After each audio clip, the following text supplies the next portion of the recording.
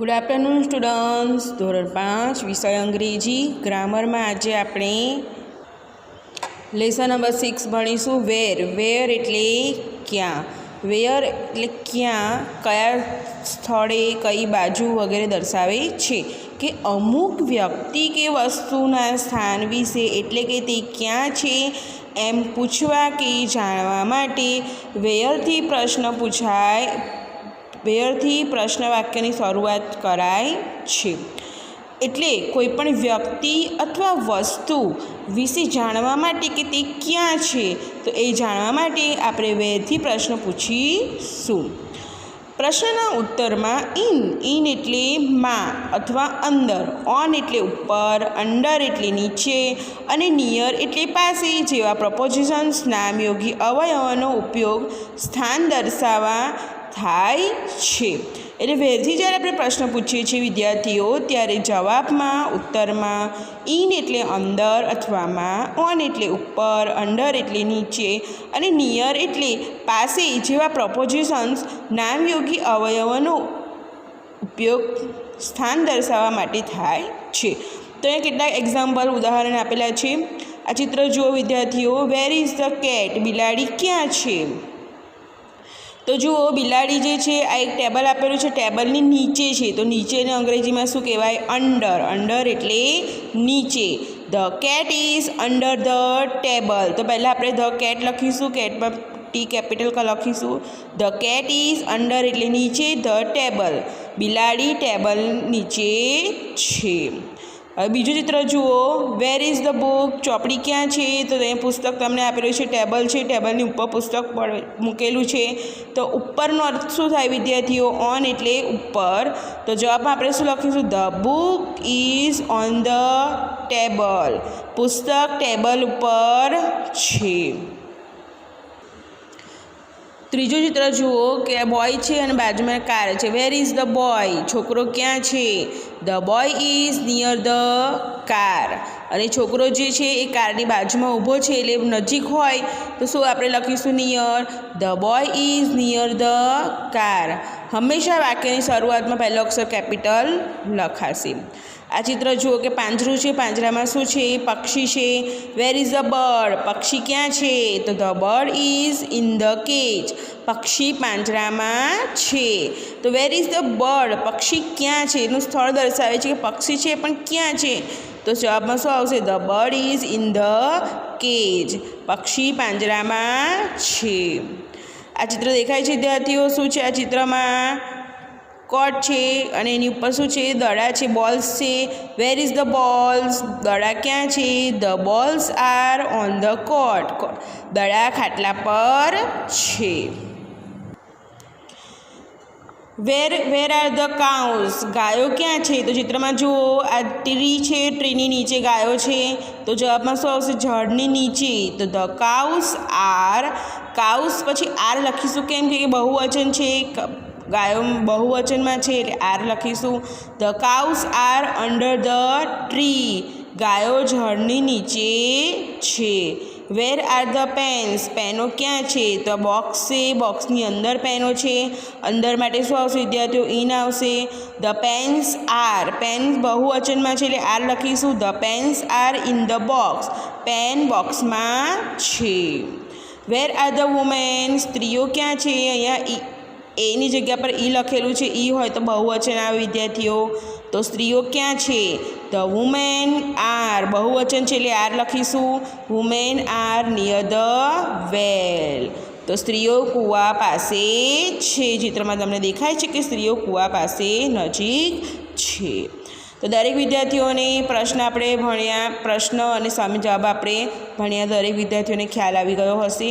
હવે there is અને there are. તો ધેર ઇઝ અને ધેર આર વિશે આપણે ભણીશું. અગાઉ આપણે હિયર અને ધેરનો સ્થળ સૂચક તરીકે આપણે ઉપયોગ ભણ્યા કે એક ઉદાહરણ જોઈશું. એક્ઝામ્પલ. Damini is here. તો દામિની અહીંયા છે. Damayanti is there. ધેર એટલે ત્યાં. તો હિયર એટલે અહીંયા અને ધેર એટલે ત્યાં.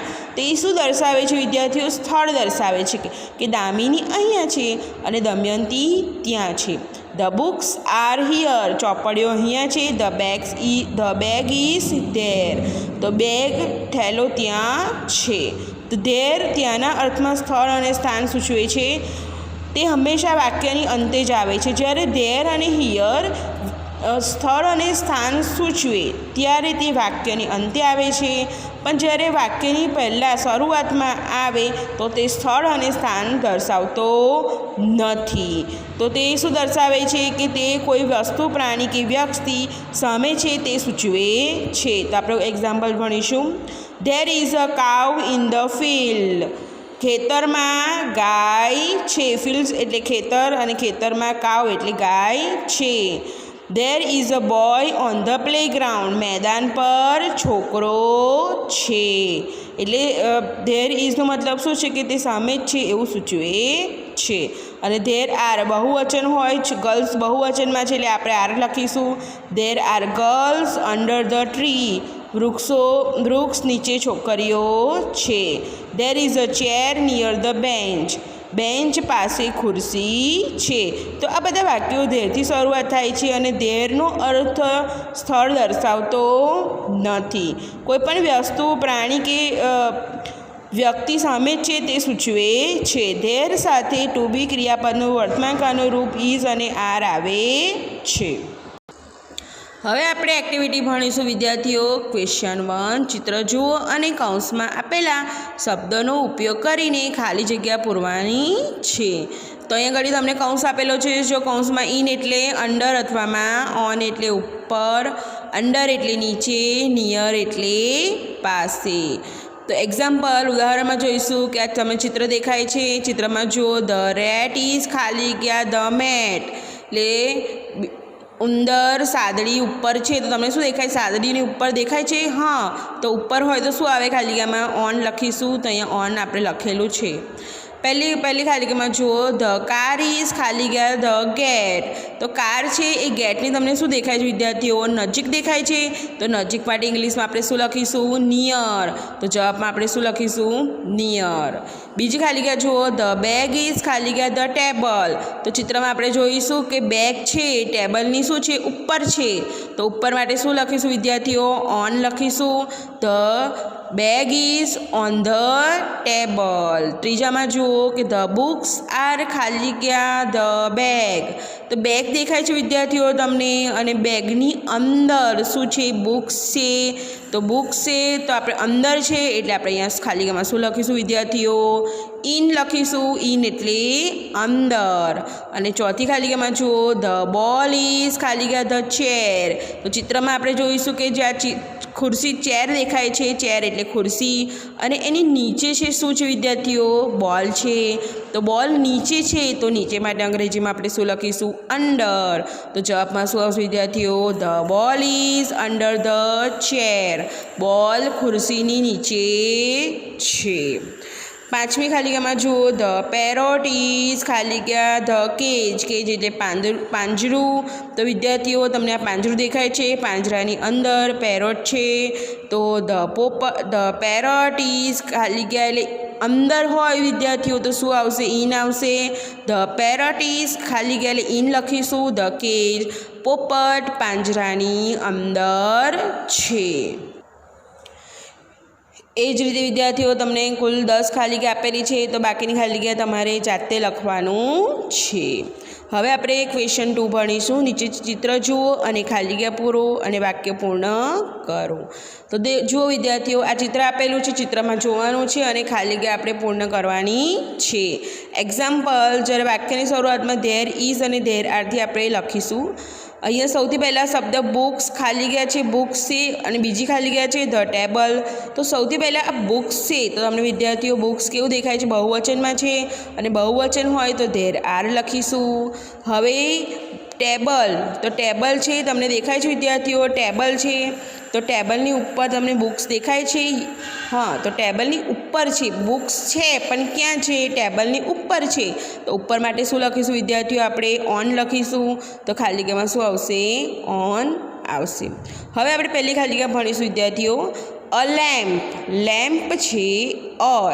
જ્યારે એકવચન હોય કોઈ નામની આગળ એ કે એન આર્ટિકલ આપેલું હોય તો એ એકવચન કહેવાશે.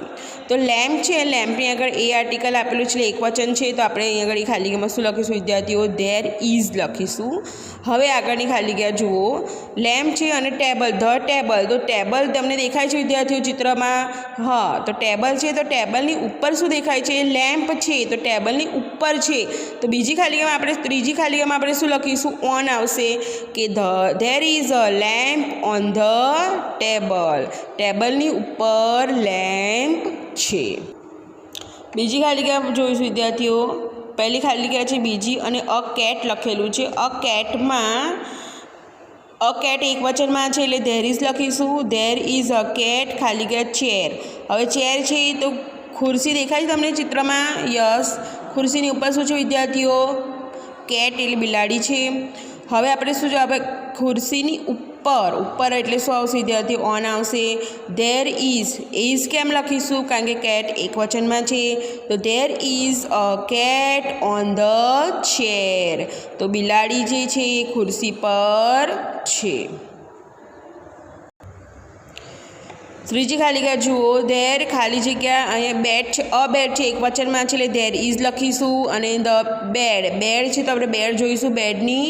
બેડ ક્યાં છે? તો બેડની નીચે છે તો અંડર આવશે. અંડર એટલે નીચે. There is a bed under the bed. તો પથારી એટલે બેડની નીચે બેડ છે. ચોથી ખાલી જગ્યા જુઓ, ખાલી જગ્યા બેગ્સ. તો બેગ્સ શું છે વિદ્યાર્થીઓ? બહુવચનમાં છે. બહુવચન હોય તો ધેર આર લખીશું. અને બેડ, તો બેડ જુઓ ચિત્રમાં જોઈશું કે બેડની ઉપર બેગ્સ છે, બે બેગ્સ છે. તો ઉપર હોય તો શું લખીશું વિદ્યાર્થીઓ? ઓન. ઓન એટલે ઉપર. There are bags on the bed. પથારીની ઉપર બેગ છે. પાંચમી ખાલી ગયા અ કપબોર્ડ ખાલી ગયા ધ વિન્ડો. તો કબાટ છે, કબાટ એક વચનમાં છે. કપબોર્ડ એટલે એક વચનમાં હશે. ધેર ઇઝ લખીશું. કબાટ છે બારીની ચિત્રમાં જોઈશું તો કબાટ આ છે, કબાટ બારીની નજીક છે. તો નજીક છે એટલે આપણે શું લખીશું? ત્રીજી ખાલી ગયામાં નિયર લખીશું. તો બારીની નજીક કબાટ છે. છઠ્ઠી ખાલી ગયા અ બોક્સ એક વચનમાં છે એટલે ધેર ઇઝ લખીશું. કબોર્ડ, તો તમને કબોર્ડ ચિત્રમાં જુઓ દેખાય છે અને નીચે બાજુમાં શું છે? નીચે અહીં ઘડી બોક્સ છે તો નજીક, કબાટની નજીક આવશે તો નિયર લખીશું. There is a box near the cupboard. તો કબાટની નજીક બોક્સ છે. સાતમી ખાલી ગયા બોલ્સ જો વિદ્યાર્થીઓ બહુવચનમાં છે એટલે ધેર આર લખીશું. ખાલી ગયા ધ બોક્સ, તો ચિત્રમાં જુઓ બોક્સની અંદર બોલ છે તો અંદર માટે શું લખીશું વિદ્યાર્થીઓ? ઇન લખીશું. આઠમીમાં ખાલી ગયામાં જુઓ ધેર ખાલી ગયા અ ક્લોક છે એક વચનમાં છે એટલે ઇઝ લખીશું. There is a clock. દિવાલ ઉપર, વોલ એટલે દિવાલ, તો દિવાલની ઉપર છે તો ખાલી ગયામાં અહીંયા ઓન લખીશું. There is a clock on the wall એટલે દિવાલ ઉપર ઘડિયાળ છે. નવમી ખાલી જગ્યામાં જો ધેર ખાલી જગ્યા પિક્ચર્સ ખાલી ગયા ધ ક્લોક. તો ક્લોક છે, ક્લોકની પિક્ચર્સ બહુવચનમાં છે વિદ્યાર્થીઓ એટલે ધેર આર લખીશું.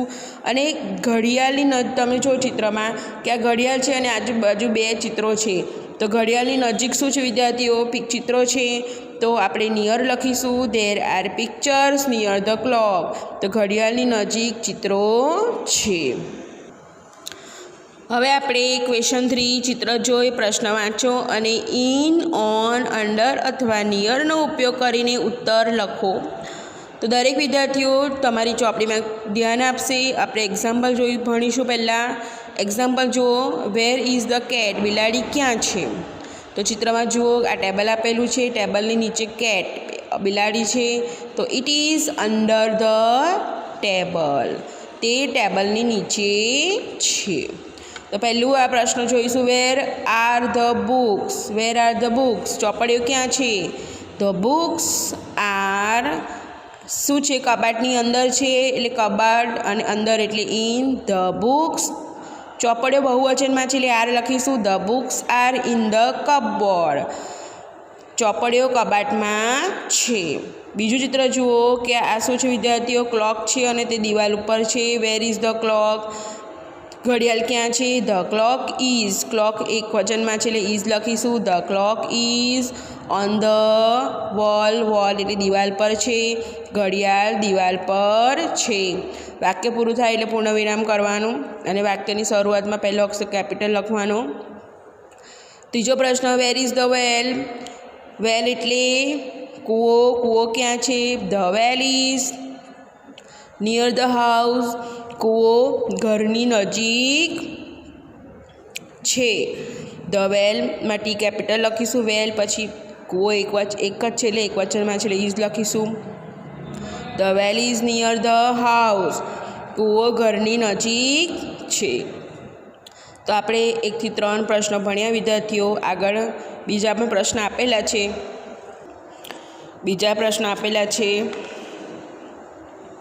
કુલ 15 પ્રશ્ન આપેલા છે. ચિત્ર જોઈને તમારે પ્રશ્નનો જવાબ ઇન, ઓન, અંડર અથવા નિયરનો ઉપયોગ કરીને તમારે પ્રશ્નનો જવાબ લખવાના છે. તો દરેક વિદ્યાર્થીઓ આપણે પ્રશ્ન 1, 2, 3, 4 1, 2, 3 ભણ્યા. તો દરેક વિદ્યાર્થીઓ આ એક્ટિવિટી છે તમારી સ્વાધ્યાય પોથીમાં લખવાનું છે અને નોટમાં પણ લખવાનું છે.